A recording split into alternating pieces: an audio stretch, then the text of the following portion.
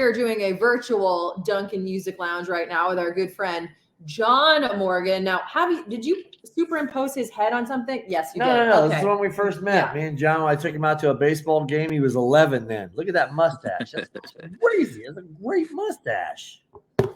The Photoshop work actually looks pretty wild. So I thought maybe you guys actually had met. But Damon, John, Damon. So you're such a great songwriter. I can't believe you're outdoors right now doing your landscaping job. Haven't you given up the landscaping business yet? Oh man, I honestly no, I haven't. I still I have a few yards I still mow. Don't tell anybody though. I'm not looking for more business. All right, so we've met a few times at this point, and you went out on tour. I think it was 2 summers ago when I first met you.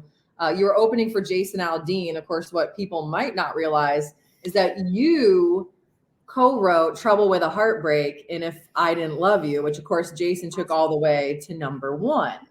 So how did that hookup actually happen?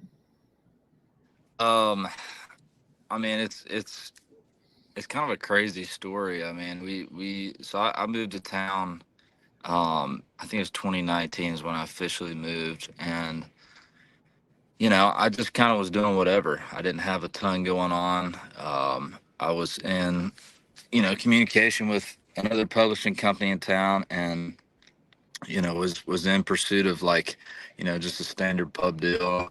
They were needing a track guy, and that was what I was doing at the time, and it just started writing. I got connected with Kurt and Tully, who are in Aldean's band, and they write and I don't know, we just kind of we started a few songs, and they sent it to Jason as a pitch, and that's just one thing kind of led to another.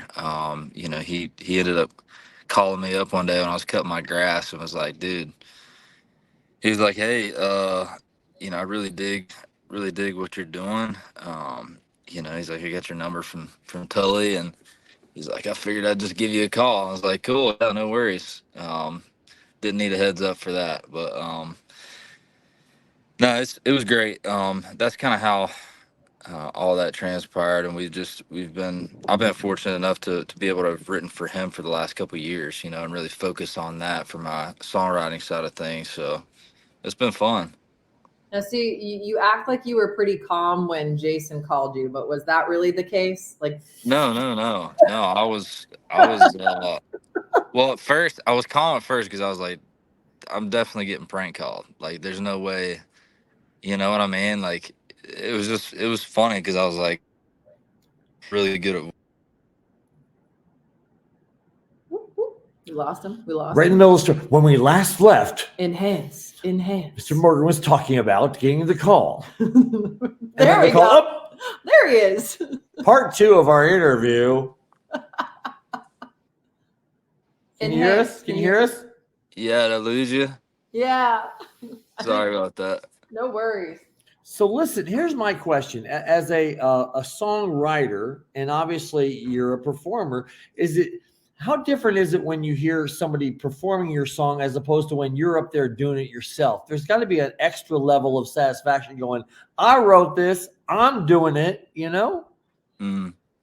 I mean, to me, there's cool aspects on both sides because I love songwriting, and I love being able to write something that somebody else loves in their own way, and they want to, do their thing to it, whether that be, production thing or whatever the case. I love being able to, try to chase somebody else's, lane as well. It's a good, like, I don't know. It can kind of keep you balanced, keep you from writing the same thing over and over. It's just fun to chase different lanes, at least for me.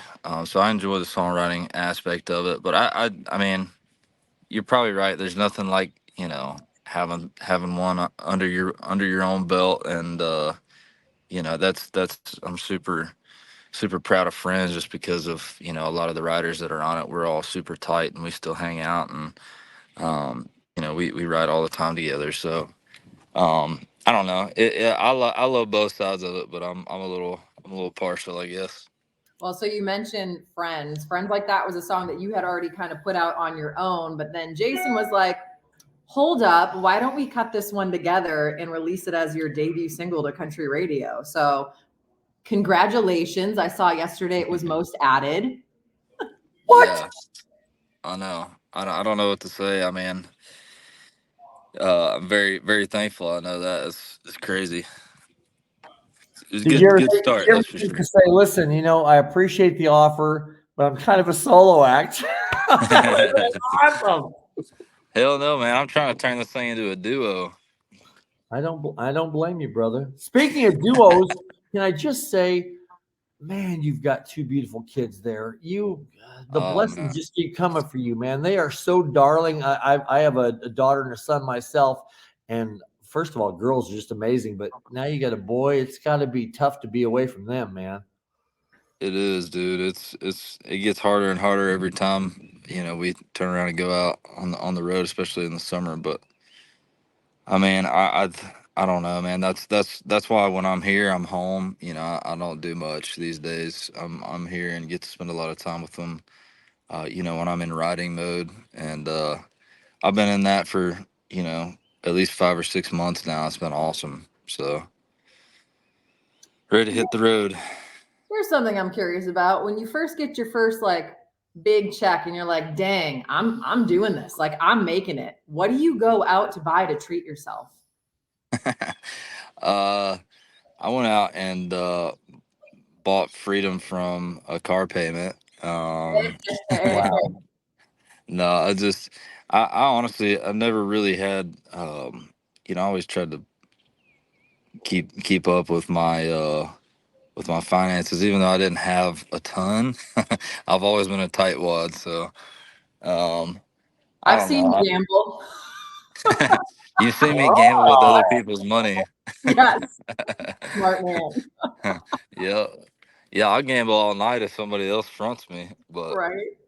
if I'm putting it out there, I'm a little more stingy. I might not have lasted that many games. I'm a $20 buy-in. Once it's gone, I'm out. But so yeah, that's where I was like a couple weeks ago. I got to hang out with John, and it was really cool to see just like how Jason like really got behind you. And I got it, like, you're one of the best songwriters that I've heard in a long time. So I feel like this song is just going to be so amazing for you. You're going to be out on tour in the fall. I saw with Nate Smith opening some dates, but you're also going to be coming to Connecticut. We haven't announced it soon, but it's going to be happening sometime in June. Just saying.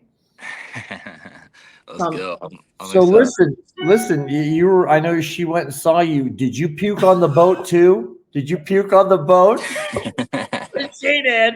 I won't say who did, but I definitely was fortunate to not have been one of the ones that was in the bottom of the boat for the majority of the ride. She only found out later that it was owned partially by Chad Kroger, so she's hoping that Nickelback will step in her puke sometime.